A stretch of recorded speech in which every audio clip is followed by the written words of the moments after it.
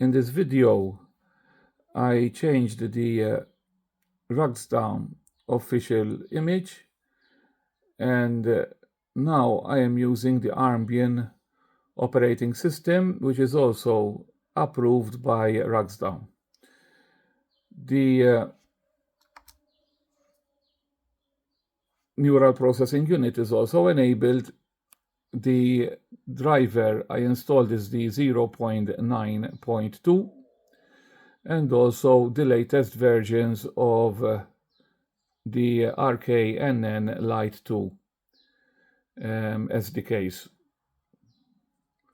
The CPU is running at nearly 30%.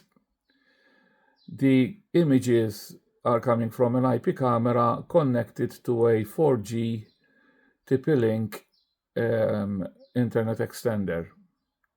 One can also see here the download and the upload link. One should also say, I can also confirm that the processing speed is very fast, and I should say that I have very near real-time image processing. Maybe the delay could be 0.01 of a second, which is impressive. Apart from just doing the image processing and I have YoloV8 object recognition model running at the background as well. The images are being saved in a USB stick, the gold USB stick there.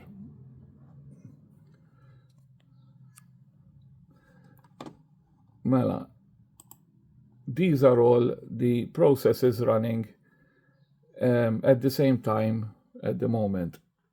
So I should say that it is quite impressive being able to store video in real time, and actually the resources used are just